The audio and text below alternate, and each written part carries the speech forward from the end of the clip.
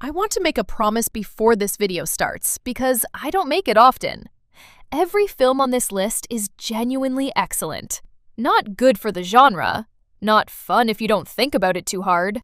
Genuinely, structurally, almost flawlessly made. Films where the writing holds up, the performances are real, and the ideas actually mean something by the time the credits roll. Netflix has all 15 of them sitting in its catalog right now, and most of them get scrolled past every single day. I've done the work of finding them. One of them is about an artificial intelligence so precisely written and so quietly terrifying that it changed how an entire generation of screenwriters thought about the genre. One of them is 90 minutes inside an oxygen tank with one actor and 0 minutes of waste. And one of them, the most purely entertaining sci-fi action film of its decade, was made for less than the catering budget on most studio blockbusters. 15 films, ranked. Let's go! Number 15, Ghostbusters. Let's get this one out of the way honestly, because it deserves a more honest conversation than it got. You guys are really smart about this science stuff, but I know New York, and I can borrow a car from my uncle. You didn't disclose that the vehicle was going to be a hearse. It's a Cadillac! 4 women, scientists, engineers, a subway worker who's seen something she can't explain, discover that New York is being overrun by ghosts, and that nobody in any position of authority is willing to believe them. So they build the equipment, do the research, and start hunting ghosts themselves. Paul Feig directed this reboot, and Melissa McCarthy, Kristen Wiig, Kate McKinnon, and Leslie Jones bring a genuine chemistry to the central four that the film's reception at release almost entirely ignored. McKinnon, in particular, is doing something extraordinary. What gets lost in the discourse around this film is that it's genuinely well-made science fiction comedy. The ghost containment technology is thought through, the practical and visual effects are excellent, and the back half delivers a city-wide supernatural set piece with real scale and real stakes. This was review-bombed before release by people who hadn't seen it, for reasons that had nothing to do with the film itself. Watched today, divorced from that noise, it's a genuinely fun, genuinely well-crafted piece of sci-fi comedy that deserved a much fairer hearing. A good place to start. No baggage required. Number 14, Oxygen.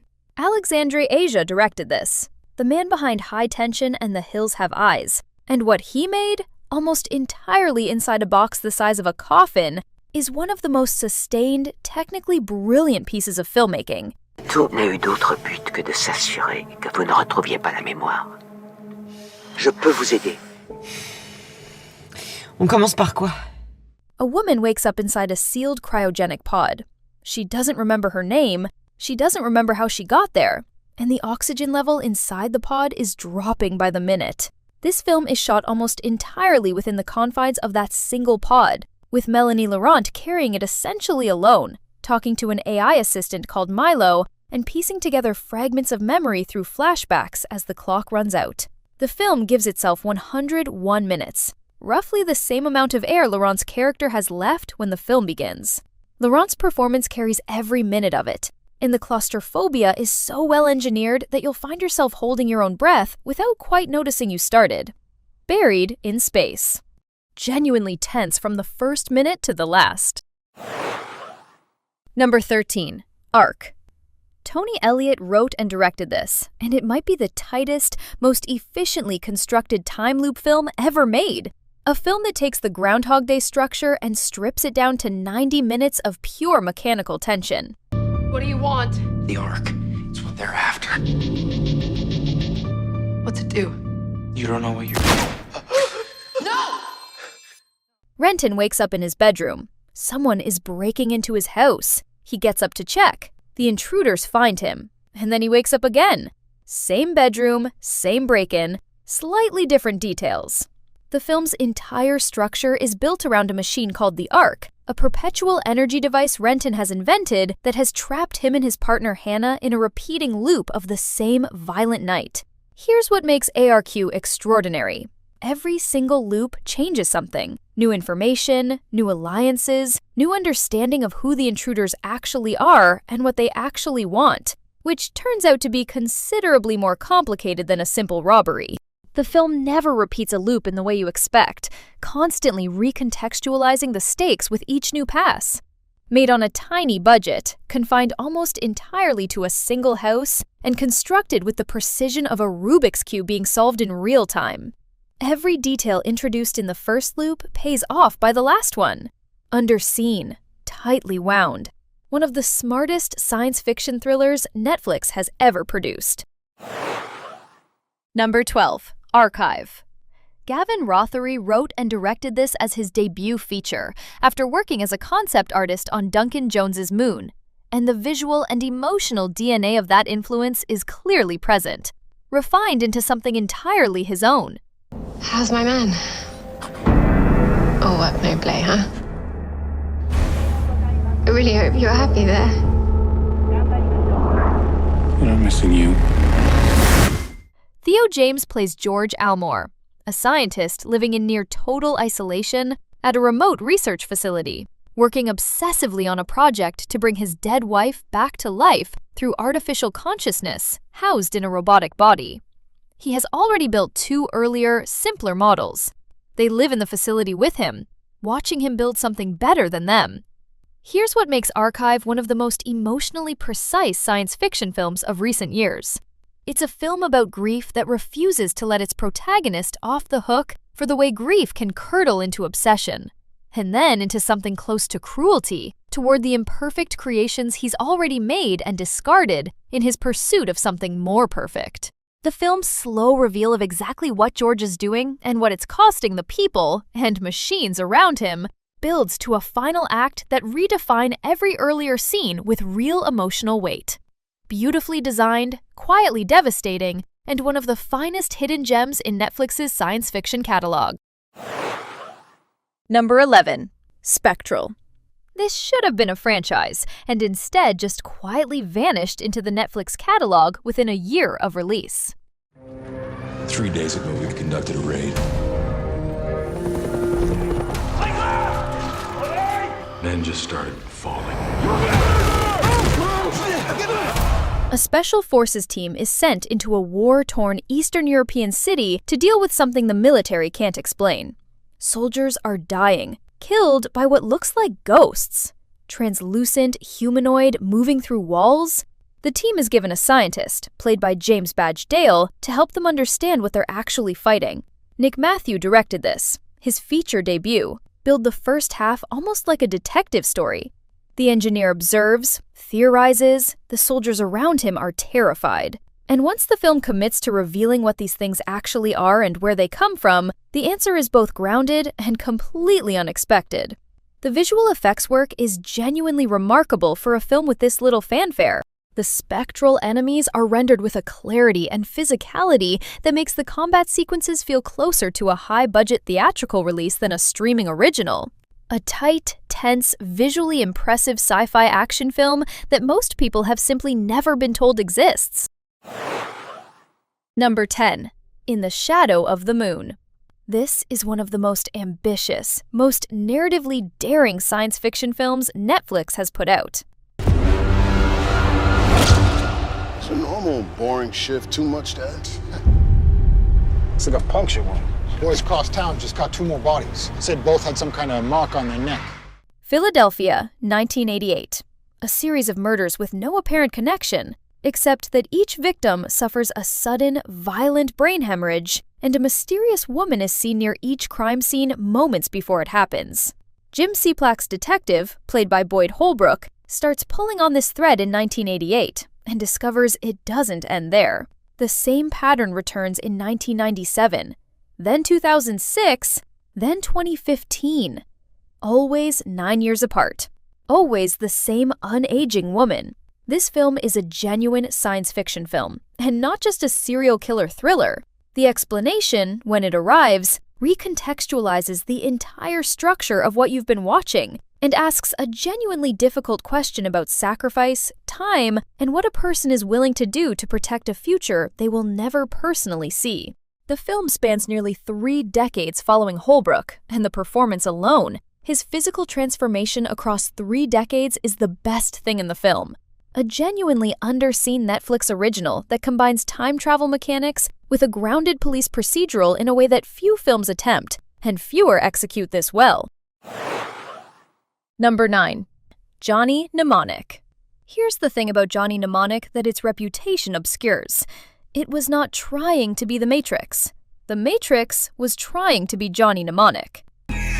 Your storage capacity? I can carry nearly 80 gigs of data in my head. Input the data into the brain of a human courier, like Johnny Mnemonic. Hit me.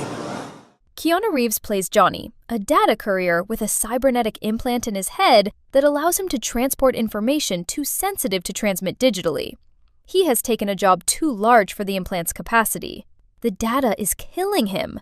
He has 48 hours to find the decryption key before his brain hemorrhages.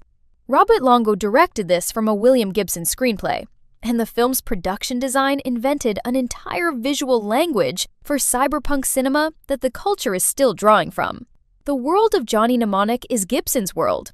Sprawling, dirty, corporate, tech-saturated in ways that looked like science fiction in 1995 and look like slight exaggerations of the present now. Ice-T plays a resistance fighter. Dolph Lundgren plays a preacher assassin. There is a dolphin who is also a hacker.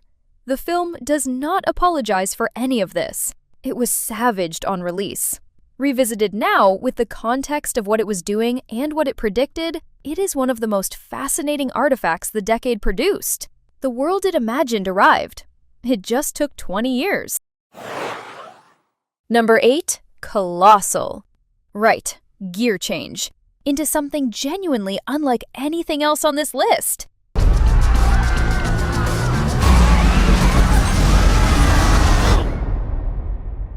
Don't remember anything. Anne Hathaway plays Gloria, an unemployed alcoholic who moves back to her small hometown after her boyfriend kicks her out. And then a massive monster appears in Seoul, South Korea, rampaging through the city on international news. And Gloria slowly discovers that she is, somehow, connected to it. Nacho Vigalondo wrote and directed Colossal, and what he built is one of the strangest, most genre-defined films of the decade. A kaiju movie that is, underneath the giant monster mechanics, a precise and uncomfortable film about addiction, codependency, and the specific, slow-building menace of a controlling relationship. Jason Sudeikis plays Oscar, a childhood friend of Gloria's who seems supportive at first and reveals it across the film. His arc is genuinely unsettling in ways that subvert his comedic reputation completely. This is not the film its poster suggests. It is smarter, darker, and considerably more personal than a giant monster movie has any obligation to be. One of the most purely original films of the decade. Bizarre, brilliant, completely unlike anything else. Number 7. Waterworld. Let's talk about the most expensive film ever made at the time of its release. Savaged by critics, mocked for years as a symbol of Hollywood excess, and quietly, slowly, completely reappraised as one of the most ambitiously staged action films of the 1990s. Kevin Costner plays the Mariner, a mutated drifter with gills behind his ears, navigating an Earth almost entirely covered in water after the polar ice caps melted. Land is a myth most people don't believe in anymore. He gets entangled with a woman and a child who may hold a map tattooed on her back to the one place that might still be dry. Here's what the critics got wrong in 1995. This is a genuinely well-built post-apocalyptic world. The atolls, the smoker community living on a rusted oil tanker, led by Dennis Hopper's gloriously unhinged villain, and the physical scale of the production, almost entirely shot on real water, with real boats, with stunt work that has never been digitally replicated since because nobody would risk it again. All of it holds up as remarkable practical filmmaking. Costner plays the Mariner with a controlled, weary menace that's genuinely compelling, and Dennis Hopper is having an enormous amount of fun as a man who has rebuilt civilization around cigarettes and gasoline. It lost money on its initial theatrical run, but home video sales eventually made it profitable. The reputation never caught up with the reality. Bigger, stranger, and better than you remember. Or better than you've been told. Number 6. I Am Mother.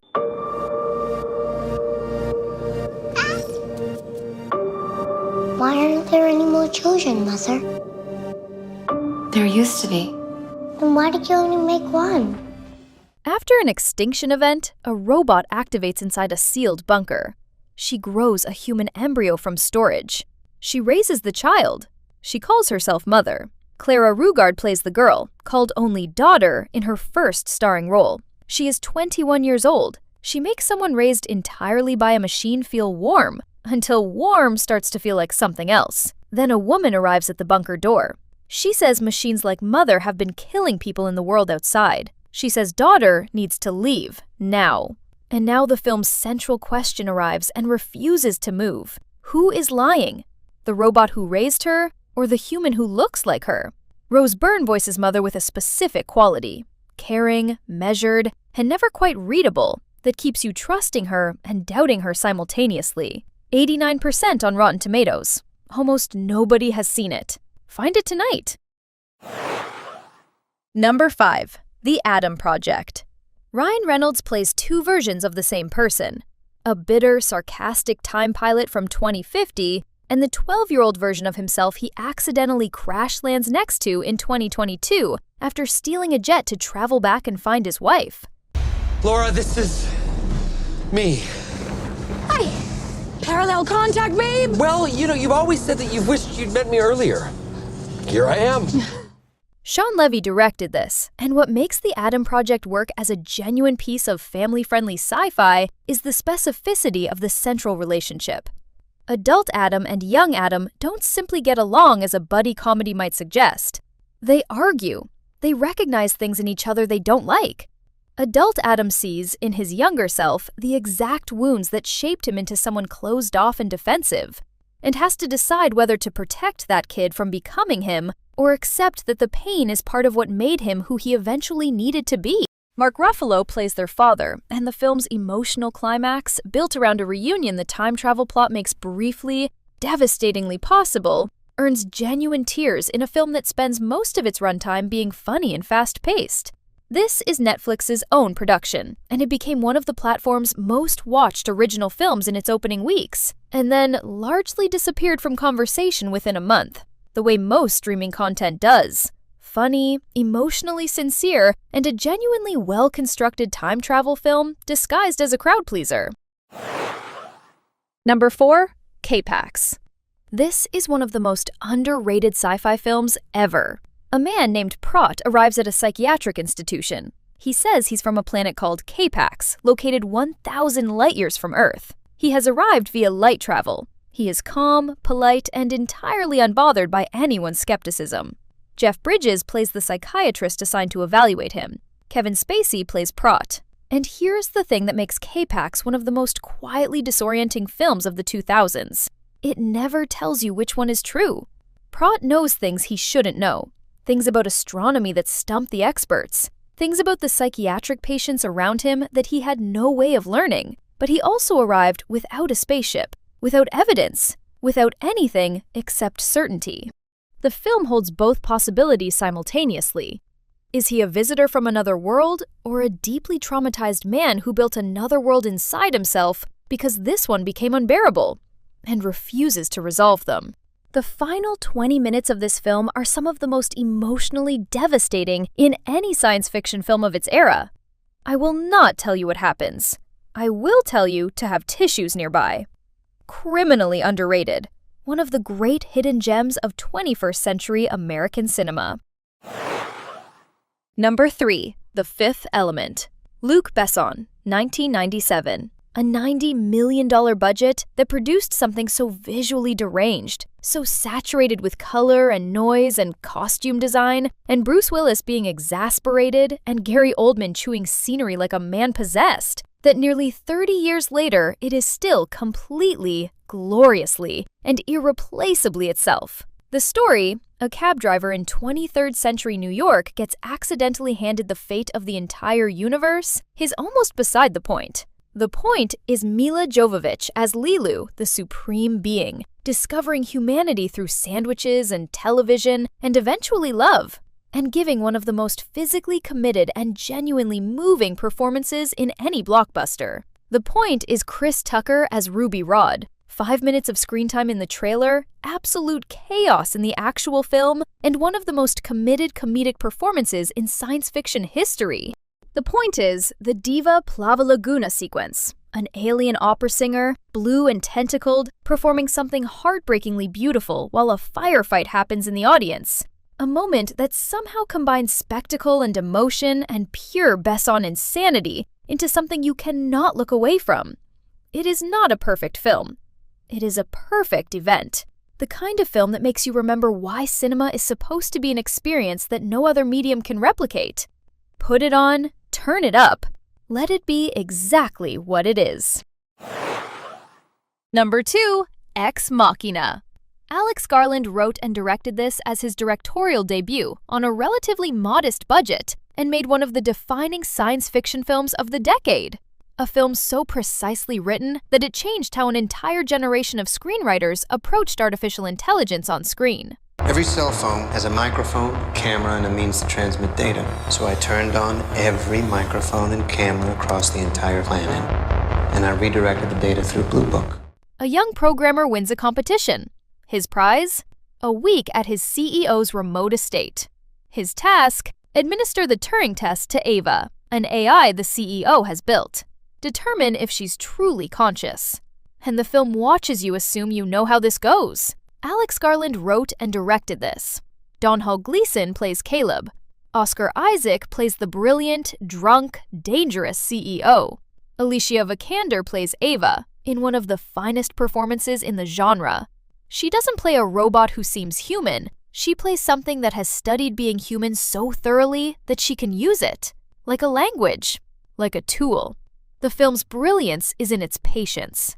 Garland builds the tension entirely through dialogue, through the slow accumulation of small, contradictory pieces of information, through silences that mean more than the things being said.